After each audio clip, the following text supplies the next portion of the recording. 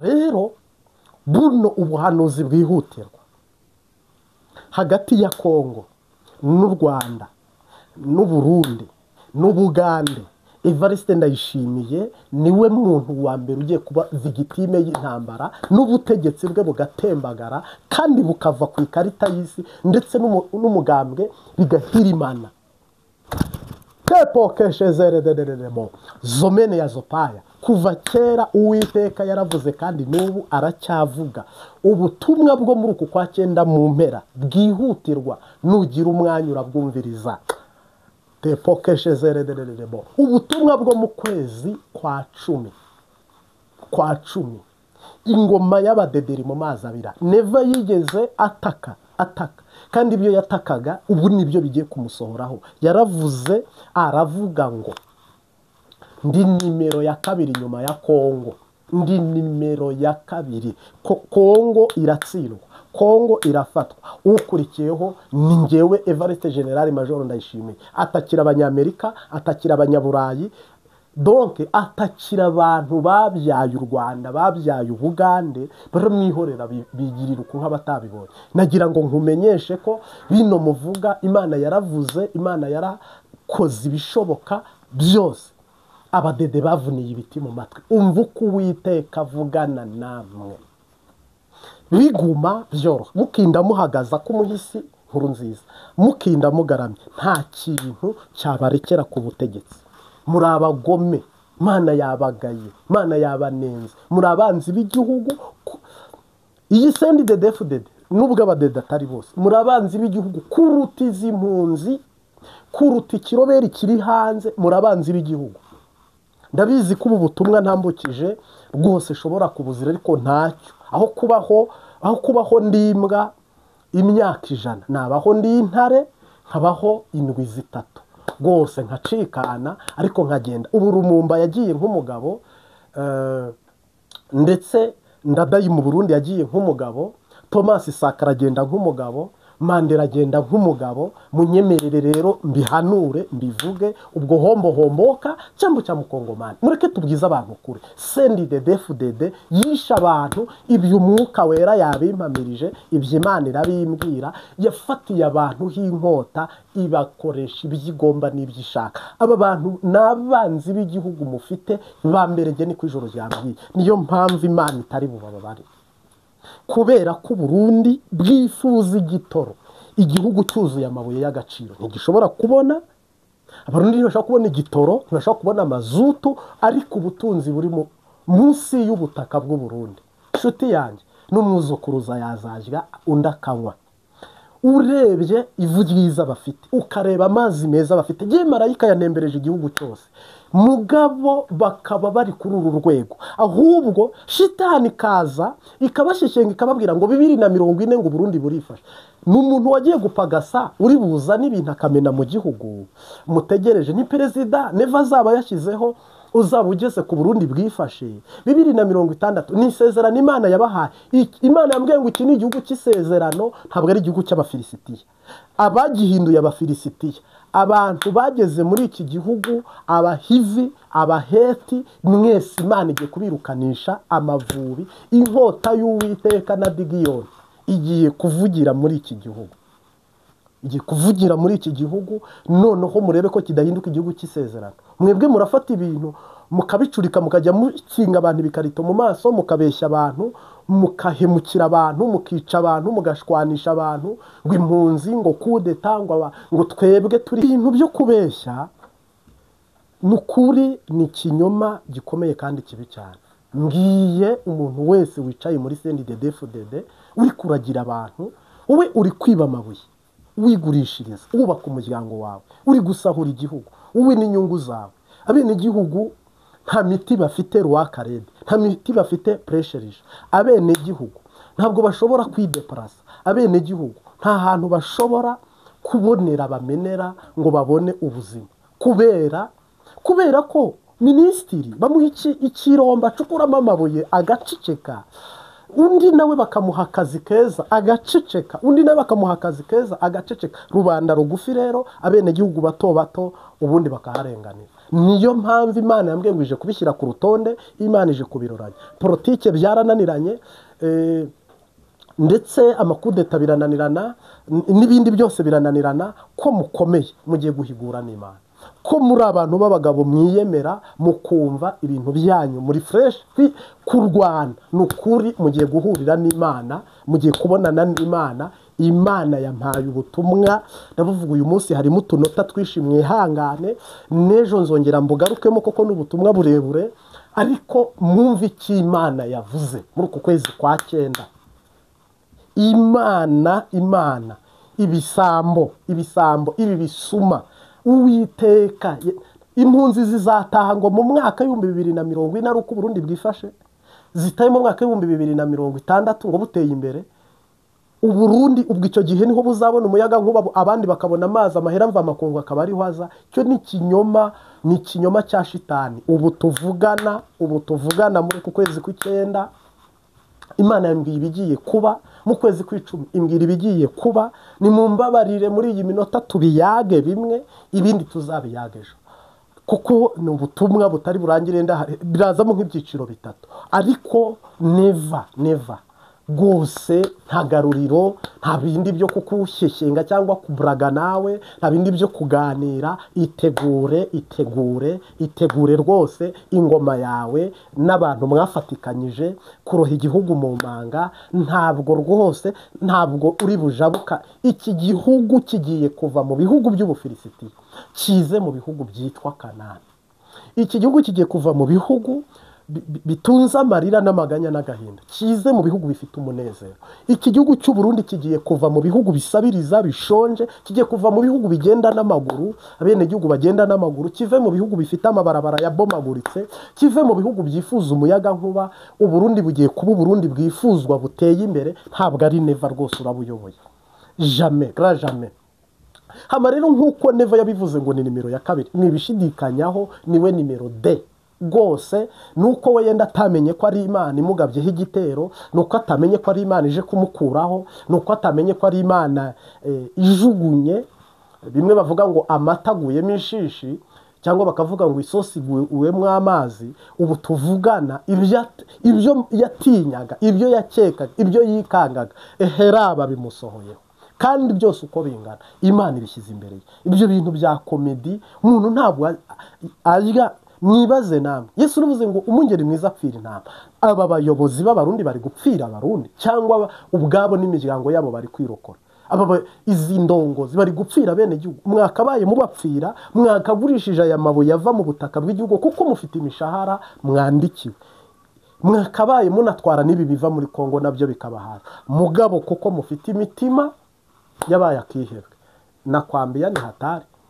Reka rero utera agatebe tuyage. Uyu munsi nahugutse nkuko nabivuze, maze iminsi ntaboneka, hari amahugurwa narindimo, ariko ubu tayari. Reka rero utera agatebe tubive umuzito. CNDD FDD yasonzesheje abantu, ibabaza abantu mu buryo bw'ingendo, igora abantu mu buryo bw'ubutunzi, ifata abantu ibahindura ngo ishyaka rimwe kandi ikenye, nta terambere iri guha bene gihugu. Erega nanjye narizama abadede, naziriya myenda nkayambara, niyo nkona nta kivuze, ariko bimariye iki njyewe waje mu ishyaka cyangwa mu mugambwe wawe? Bimariye iki? Nashakaga umwana yige kandi mu buryo bumworoheye, yivuze mu buryo bumworoheye, agire mu buryo bumworoheye, agire sécurité mu buryo bumworoheye, kandi haba ubutabera buboneye, kandi akarenganyo ntikabeho, agahahazo ntikabeho, kandi ntihabeho habeho inzego nyine zubatse, umutekano ubura ahantu hose. Ibi rero uri kuvuga ngo CNDD FDD ngo irakomeye, ngo iragumaho. Oya, CNDD FDD iroroshye, iravaho. Nta kintu na gitoya yakora ngo igumeho, nta n'ikintu na gito izigera ikora ngo ihagume. Ahubwo CNDD FDD iri mu kaga, wongeyeho akaga, kuko ifite abanyabyaha benshi ruhagwa, rutura, karundura, bakoze ibyaha. Imana izagerera mu nkoko, kuko icyo wabiba nicyo usarura, kandi akebo ugezemo niko uzagererwamo. Akebo kagiye wamugarura. mwikinga ibikarito mu maso abantu ngo mubabwire ngo urumva ngo harango hari uruganda ngo bari kubaka uruganda ngo 2040 turi 2025 ninde uzageza 2040 nta gitoro, ninde uzageza 2040 nta mazutu, ninde uzageza 2040 nta shuri, ninde uzageza 2040 ari mu myidogo no mu izi mpunzi zageza 2040 zitunzwe n'inote ya 6000 ku kwezi. 2040 se ni Imana yabibabwiye, 2060 ni Imana yabibabwiye ngo 2040 ngo Burundi bwifashe 2060 ngo iterambere rizaba ryahageze. Buno se ho habura iki ngo rihabe? Ni iki kiri kubura? Ni ivu ryabuze, ni amazi mwabuze, ni umuyaga nkuba, ni abanyabwenge, ni abantu bize mutegereje bazaba barangije amashuri, ni abagiye gupagasa bazaba batahutse. 2040 ni inganda ziri gutangira zizaba zuzuye. 2040 ni perezida mushya uzaba wagiyeho. 2040 mutegereje nde? Mutegereje iki kugira ngo iryo terambere ribe koko ryubatse kandi ryubakitse? 2040 signification. Pourquoi 2040? 2040 bivuze iki? 2060 bivuze iki? Akatabonetse mwisiza mwimbeshya ko kaboneka mwisakara. Igihugu Ibrahim Kapiteni Traoré uyoboye Burkina Faso, ese bimufasha imyaka 5 ngo ateze imbere igihugu? Ubusi igihugu cye nikiri ku ruhando mpuzamahanga cyaguze indege. None se Burkina Faso yego irakize mu butaka kurusha Burundi, ariko se Burundi ni igihugu giciriritse ku buryo kivuga ngo inzahabu Burundi bwakimba ukwezi kumwe igihugu cy'u Burundi cyaba giteye imbere, inzahabu Burundi bwakimba amezi 3 Burundi bwaba buteye imbere, ariko amaboko acukura ni amasuma, amaboko ahabwa ni amasuma, ni nko kuvomera mu gitete, kandi nabo nta mugisha babifitemo. Koko nubwo reverend kuri yo yabyiba, nta gice kingana n'intara afite cy'ubutunzi, ni ibintu utamenye iyo biva. Koko ibyo urose mu busuma bihereraho mu busuma nyine. Ntabwo wavuga ngo naka ngo sindi mu babo Kasto cyangwa se uyu nanone witwa Ndabirabe Generaz, uyu mupapa w'umutama Imana navuze ko nawe ugiye kumukura ku ngoma. Ntabwo bisobanuye, nta nubwo bivuze ngo aba bantu ugiye ngo ndabona ngo iterambere ngo n'akazoza habura iki, uko badakira cyane se ngo baba bagwiza tunga, baba ba miliyaride nk'aba Bill Gates. Oya, n'abantu ku giti cyabo. Rero aba ntabwo bakunda igihugu. Imana yarabagaye n'abasuma. Umuntu ushobora gufata miliyoni 13 z'abarundi bakifuza indagara, bakifuza amashanyarazi, ukajya wibusahura. Iyi ngaruka z'icyo kintu zizajya ku mutwe wawe n'umuryango wawe.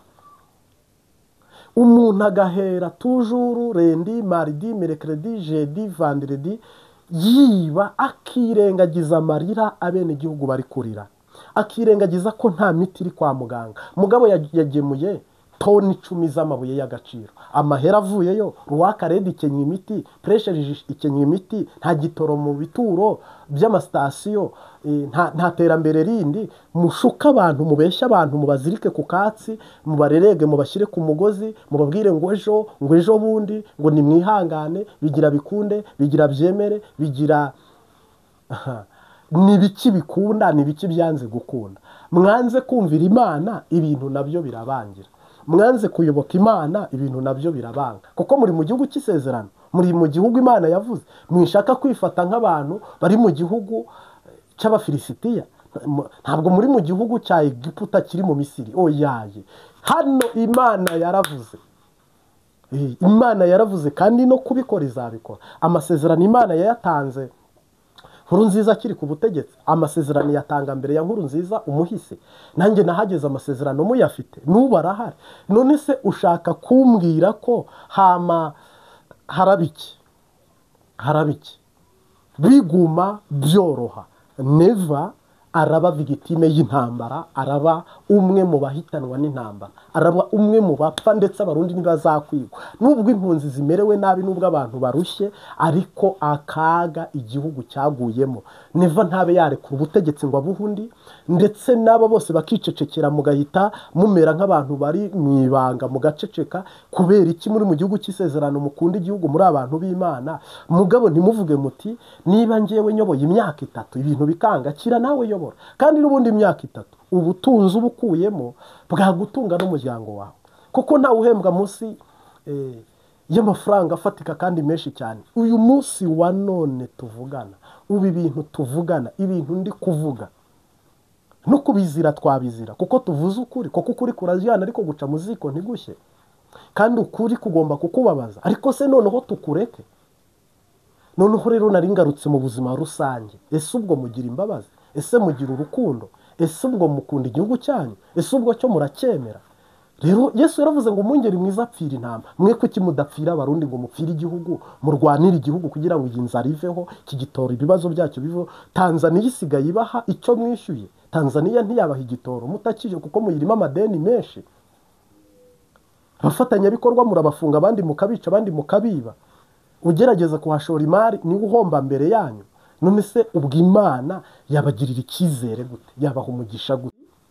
Ntabwo Everest Ndayishimiye yirizaga, ntabwo yitatsaga. Yaravuze ngo ninjye utahiwe. We yaravuze ngo ninjye utahiwe. Ninjye nimero ya 2 kuri Kongo. Nimumbwize ukuri, yaribeshye cyangwa ntiyibeshye? Yarihendaga cyangwa ntiyihendaga? Byari ibinyoma cyangwa byari ukuri?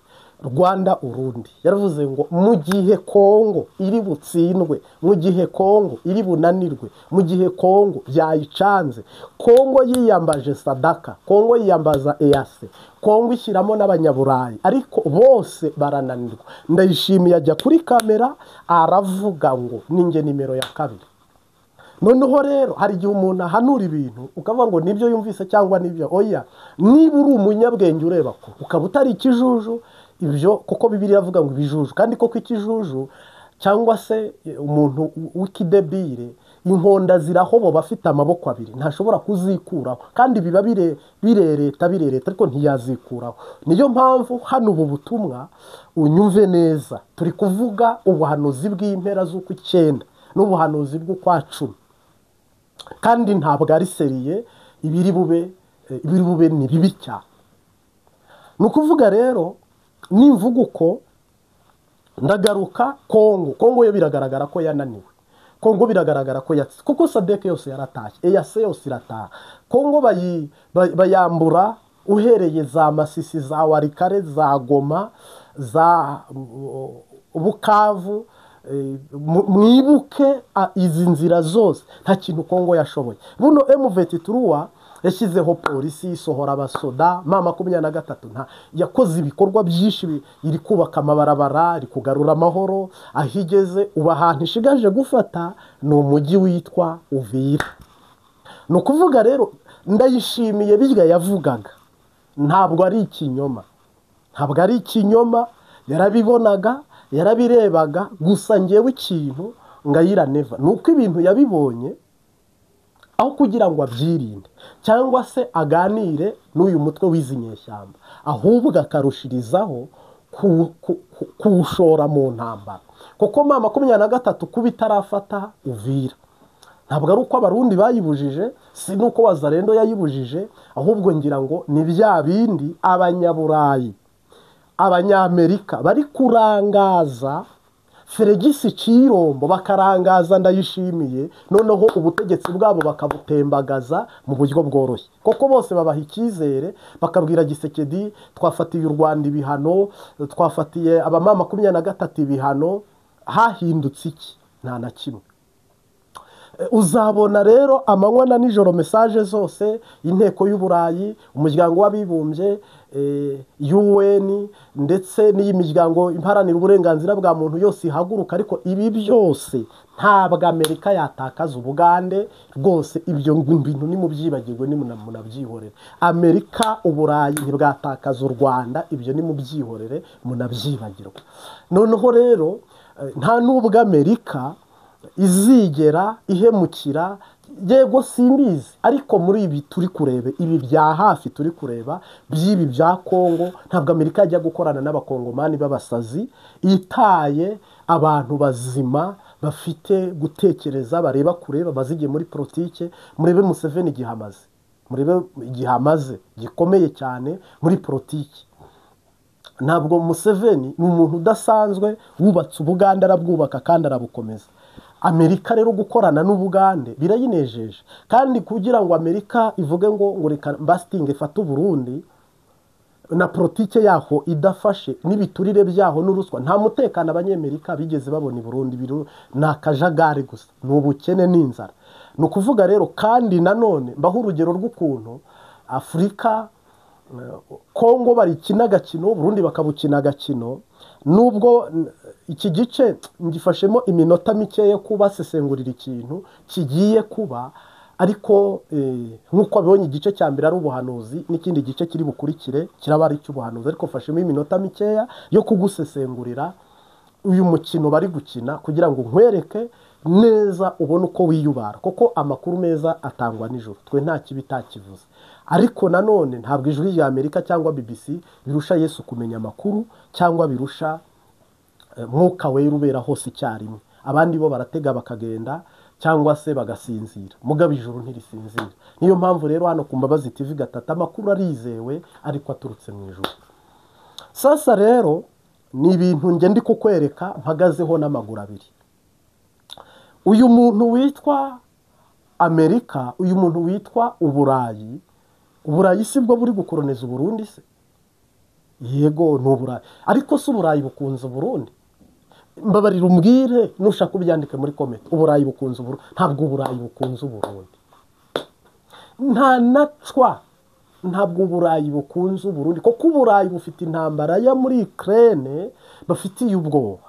Uburayi bufite impamvu ahantu buri gukura inyungu nyinshi. None se Uburayi bukunze Kongo? Iyo buba bukunze Kongo, iyi ntambara y'izi nyeshyamba iba yararangiye kera, nta n'icyumweru yari kumara. Ariko imyaka 3 irihiritse, irarenze. Iyo buba Uburayi bukunze Burundi, muba mufite igitoro, mufite amashanyarazi cyangwa se umuyaga nkuba, mufite amazi ahoraho, mugabo kubera ko abanyaburayi babahenda, babashuka, bakajya babahezahezamo, bababwira ngo ejo, ngo urumva, ngo urabona, bibabwiye iki? Uburayi bushaka gukenesha Burundi kugeza ubwo, na Amerika ikenesha Burundi kugeza ubwo bigaruriye Burundi nk'igihugu bakuye mu kaga n'akangaratete, cyangwa se nk'igihugu bakuye mu bibazo ndengakamere. Kuko umuzungu ni inyungu, ni nipe ni kupe. Abazungu nta by'ubuntu bagira. Kandi nanone nongere ngaruke no kuri aba bazungu, nubwo nabivuga uko abazungu n'abana beza. Uyu mugabane wa Afurika iyo uza kuba ari umugabane w'abanyaburayi, iyo tuba abazungu twe noneho bari abanyaburayi cyangwa ari abazungu bo bakaba abirabura, nukuri y'inkunga baduha, n'ubu bufasha baduha, n'izi mbabazi batugirira, abanyafurika nta kintu bakumarira. Twari kubica tukabamara. Turi babi, abanyafurika turi babi, turi babi, kuko twebwe imipaka y'ibihugu byacu irafunze, nta mupaka ufunguye. Niba rero nta mupaka ufunguye, niba abaperezida b'ibihugu byacu batavuga rumwe, umwaka ugashira undi ukaza, ariko si Ububirigi n'Ubudage baheruka gushwana ryari? Ubufaransa n'Ubuholande baheruka gushwana ryari? Ubwongereza n'Ububirigi baheruka gushwana ryari? Ni ukuvuga ibyo bintu byose nuza kubibara cyangwa ukabireba, ntabwo systeme yabo bo barayubatse banashwanye, ni muri diplomasi bubatse politike yabo nziza, ibaha ubuvuzi, ibaha uburezi, ibaha iterambere. Ntabwo uza ngo uhindure ibintu uko ubishaka shuti yanjye. Ujya mu myiyamamazo cyangwa n'ahandi hose ushaka kumenera muri politike, igisekuru cyabo cyubatse ibintu ntanyeganyezwa. Bubatse ibintu mu bwenge, bubaka ibintu mu nkomezi, bubaka ibintu mu mbaraga. Twebwe rero abanyafurika, uburozi buravuga, kudeta zikavuga, akajagari, kandi nanone bikagaruka bati n'abazungu bari kubikora. Nigarukire rero, Kongo ingoma yayirarangira nabi. Kongo barashyiraho perezida mushya utari Chirombo, kuko Chirombo yakinye diplomasi iramunanira. Chirombo ni umwana muri politiki. Ahuriye hehe na perezida w'u Rwanda nyakubahwa Paul Kagame? Ahuriye hehe na perezida w'Ubugande Kaguta Yoweri Museveni? Uyu muntu aba bantu ni abahanga muri politiki bamazemo igihe bafitemo uburambe, ntabwo bari ku rwego rw'aba bantu bafite manda y'imyaka 5 imyaka 10, abandi bamaze 20, batangiye ari abana batoya, ibintu babirimo 100%. Ni ukuvuga rero icyo nabasha kuguhishurira, icyo nabasha kukubwira, nigarukira kugira ngo ngaruke muri cya gice cy'Imana ndi guhanura. Nubwo tutasenga, nubwo tutaririmba, nubwo tutahanura, nubwo tutavuga, nuko gusa impamvu duhanura, impamvu turirimba, impamvu tubibabwira, nukugira ngo abantu babe bafite ubushobozi bwo kubaho bizera Imana, bamenya ko ibintu bikorwa n'Imana, kandi babona Imana, kandi bumva Imana ko ari nayo mubyeyi wa twese. Mugabo turetse ubwo itara mu isi twaba turijimije ry'Imana, ariko nubwo tutagira icyo tuvuga, Uburundi bugomba gutembagara hasi, Abanyaburayi cyangwa Abanyamerika bakabwubaka bushya, Kongo igatembagara hasi igacikamo ibice, Abanyaburayi n'Abanyamerika bakayubaka bushya. Abahanga mu gusahura bazasahura, basahure n'abuzukuru babo basahure, cyangwa bibe, cyangwa bashimuta amabuye y'agaciro, imbaho biti bya muvure, za ribuyu, imisave, ibi biti bihenze bifite imbaho zihenze cyane, bose bazihaza ku buryo babyumva babisobanukiwe. Uyu munsi wa none rero nushaka kumbwira ngo Kongo wizeyubaka, ngo Felix Tshisekedi azayubaka, ayubaka igihugu cy'indege Kisasa, murebe uko ingana nshuti ya ikibuga cy'indege, perezida bamufungire mu kirere isaha, Amerika yabigikoranye nawe. Inyeshyamba zikwambura igihugu, Amerika yabigikoranye nawe. Ibyo bintu urumva bishoboka? Barica abantu bakabakata imyanya y'ibanga, bakaguca igitsina, bagashyiraho kamera, bakifotoza, bagasimbuka, Amerika yabigikoranye nawe. Barafata abantu babice, babatwike, babotse mu burushete, nibarangiza bafata ukuboko bajye bakujiga nk'abajya umwumbati cyangwa nk'abari kurya ikigori, ngo Amerika irakorana nawe. Amerika gukorana nawe nuko waba ufite ubwenge bukwiye bwo kugendana nabo. Niba uri ikirofa, uri ikijuju, uri ikigojwi, ntabwo Amerika yagendana nawe. Amerika irakorana n'Abarundi bajya igiturire, uhereye muri perezidansi, umuntu akakira ruswa, bacuruza amabuye y'agaciro, umwe yagemure nk'uko bo babyivugira, umwe yajyanye mu Rwanda, umwe yajyana i Buganda, undi yajyana muri Qatar, undi yajyana mu Bushinwa, undi yajyana muri Amerika. Ibintu biri desordre gusa, ibintu by'akajagari. Amerika ngo irakorana nawe. Niba se i Burundi nta gitoro wabona, iyo mishinga y'Abanyamerika izubakwa he? Bazayubaka bate? Niba nk'igihugu cy'u Burundi bazi iminota 15 ikoranabuhanga bakarikuraho, ijoro ryose ikibuga cy'indege bakakuraho ikoranabuhanga i Bujumbura, ibyo bintu byose nibyibonekeje. Nurangiza ubwe ngo Amerika iraza gukorana n'Abarundi gute? Ubwo murakorana, ariko ishyizeho umuntu wabo uri gukora ibintu.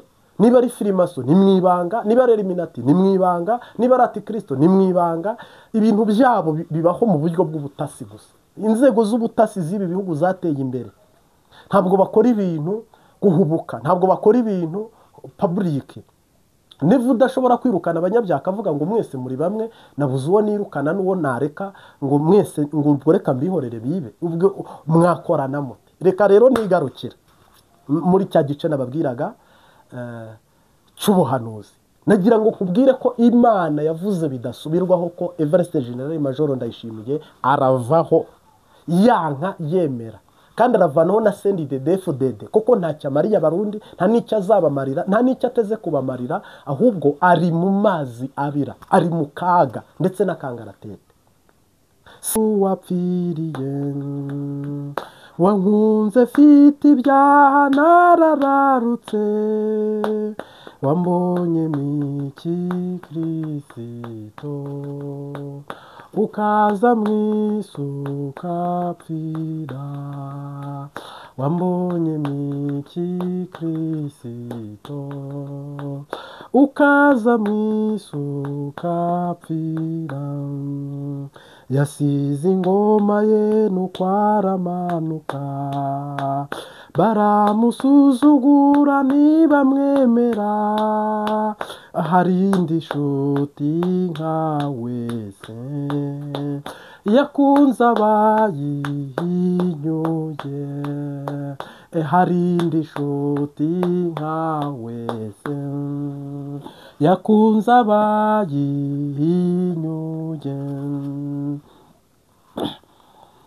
baramushinjije bashashe imyambaro ngo hozana hahirwa umwami Kristo, bukeye barahinduka bati nabambwe nabambwe, bukeye barahinduka bati nabambwe nabambwe, barabafasha umwami ubwo baramuhemura, bakiza umwambuzi babamba Kristo, ibyara byihanganira ngo abone uko adutungura, ibyara byihanganira ngo abone uko adutungura,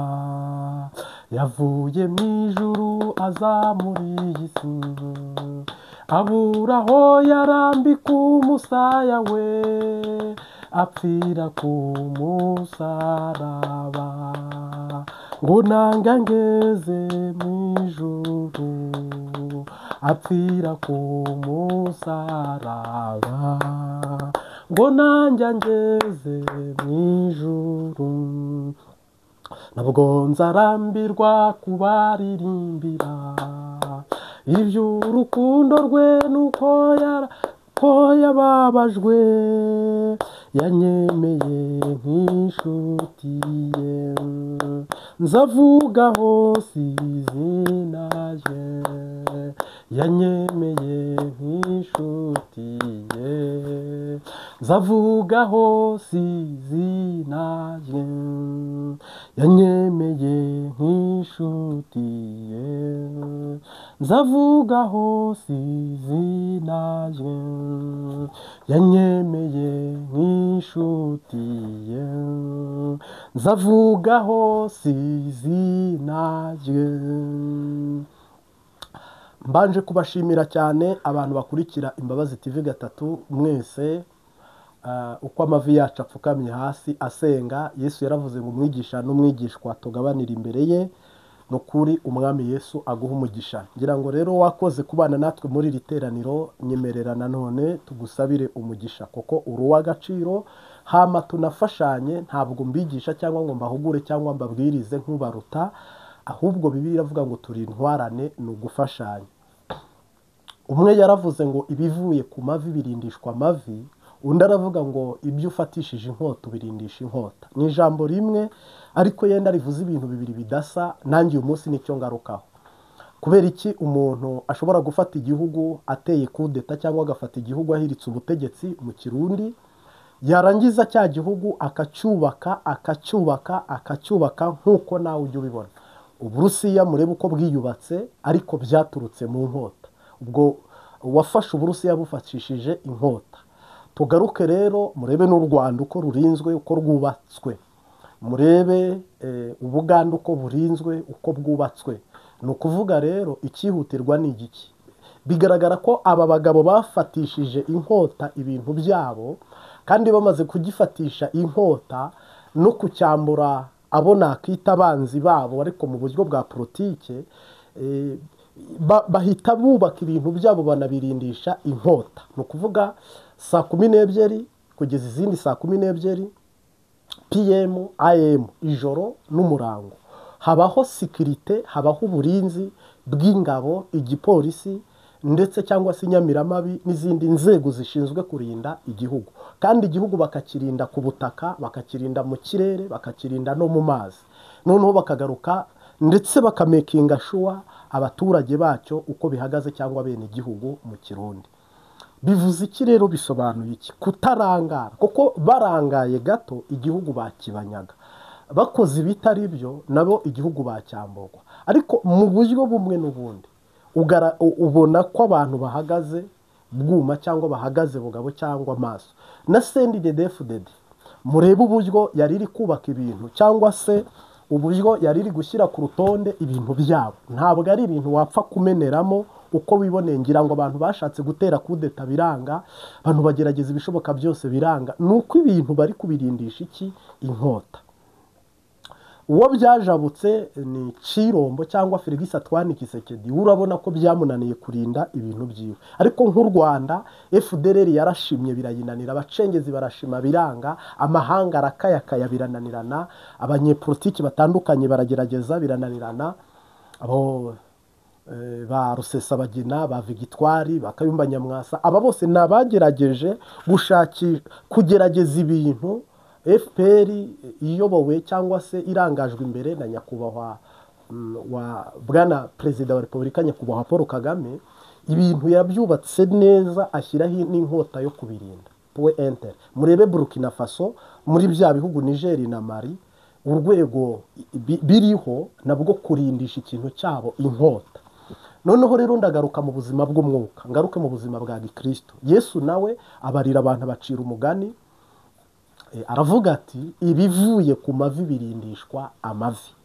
Umuntu ashobora kubona umugore amukuye mu masengesho, nibyo ni byiza, twese tugaserebura uwo munsi mukuru tukawukora. Ariko koko wa mugore n'ubundi atarinzwe na ya masengesho, ingaruka nuko birangira n'ubundi utakimufite. Ushaka kubona umugabo nanone umukuye muri ya masengesho, ushaka kubona akazi keza ugakuye mu masengesho, ushaka no kubona urubyaro urukuye mu masengesho, ushaka no kubona buri kimwe cyawe nk'umukristo ugikuye ko warose mu nzozi ukabisengera, wahawe ubuhanuzi urasenga, buri kimwe cyose waracyumvise ugikorera ko ubasha kugira tantifu, uhagarara neza mu buryo bw'umwuka, ibyo bintu bigeraho.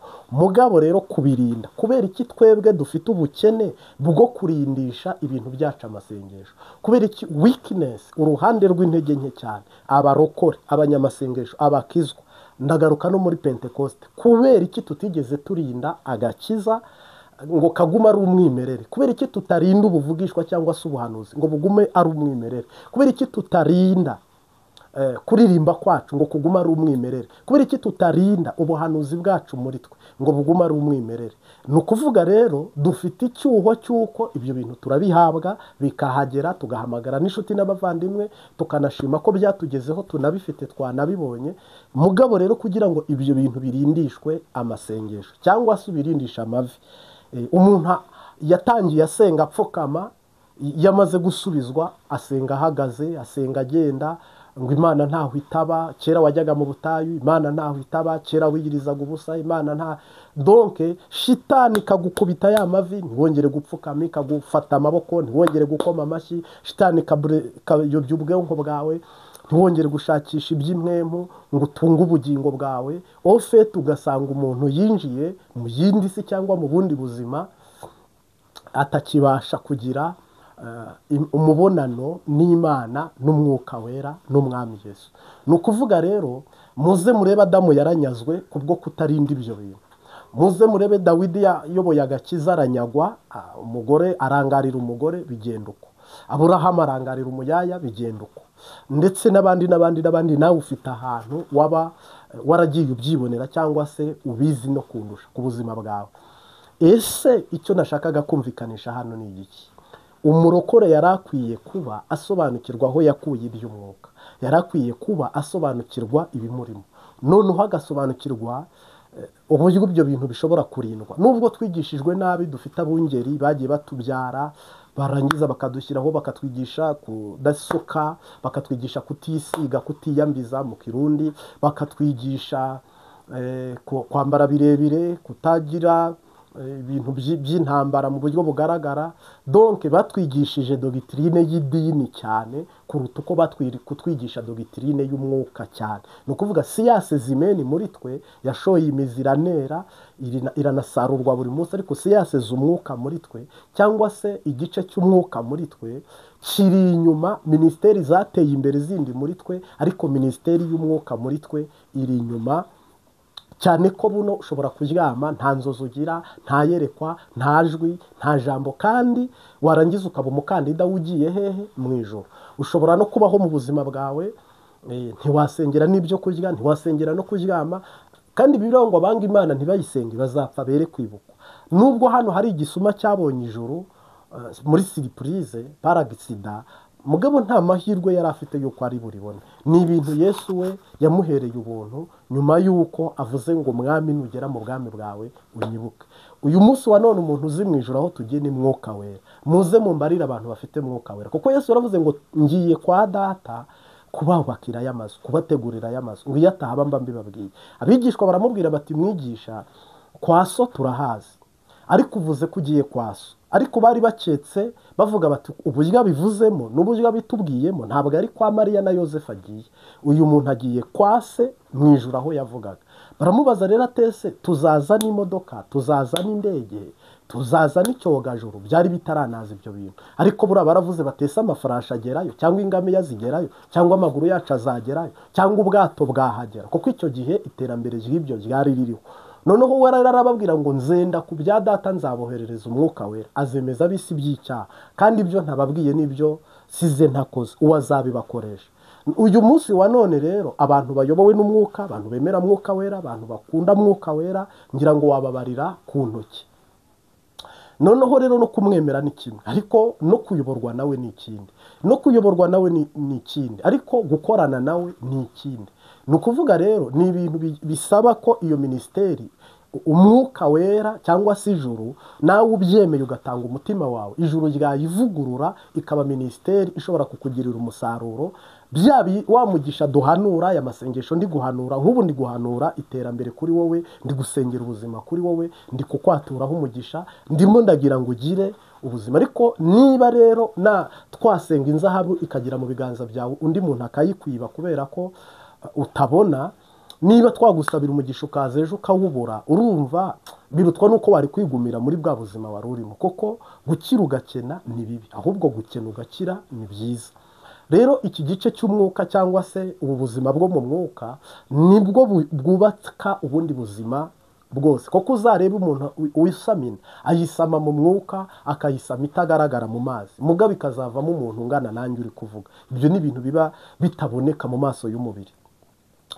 N'ibindi kuvuga n'ibyo turimo n'ibyavuzwe ni akazoza, ni ibyahanuwe.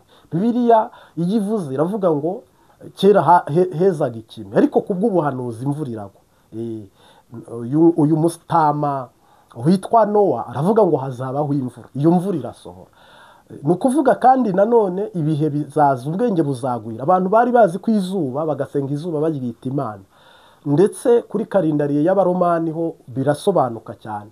Ariko iterambere aho ryaziye, abantu basobanukirwa ko hari neji, kandi neji nazo buriya ziri mu moko, ntabwo neji iri mu bwoko bumwe bw'urubura ruremereye. Hari na neji zigwa nk'amababa, zoroshye ariko mbi cyane.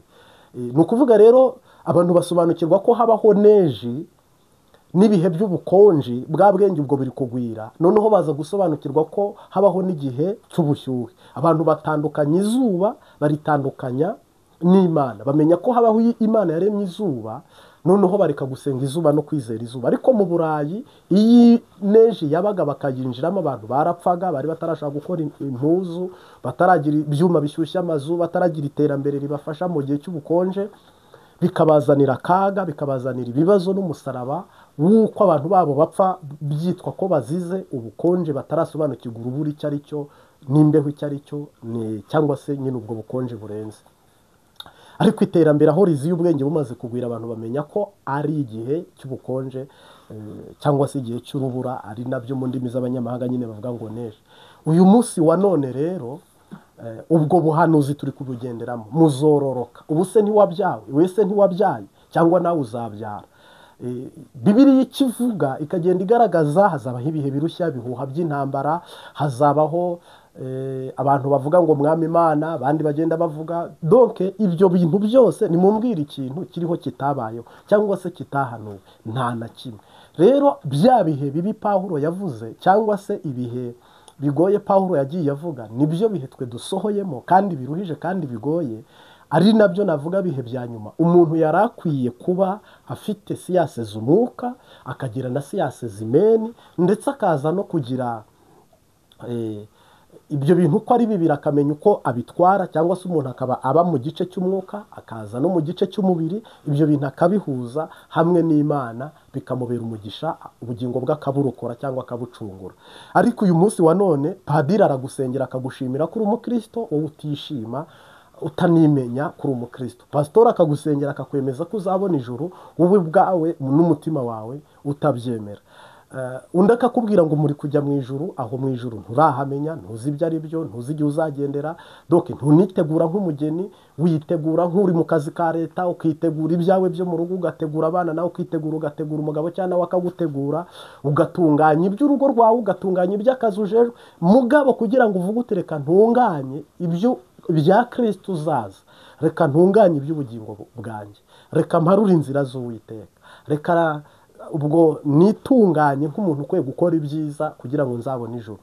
Ibyo shitani arabidukuramo akabitwibagiza, tugahora tuzirikana 12:00 z'igitondo zirageze, mubyuke mujye kwishura, abandi mujye mu kazi, abandi mubyuke mukore imirimo itandukanye. 12:00 z'umugoroba zirageze, nimutegure iby'ijoro, 2:00 biraba birihiye, tujye mu buriri turyame, kandi tube tunaniwe cyane, duhore tujuru, ukwezi gushira, umwaka ushira, unduze, umuntu aryama ananiwe, abyuka aruhuka, ajya muri ya miruho.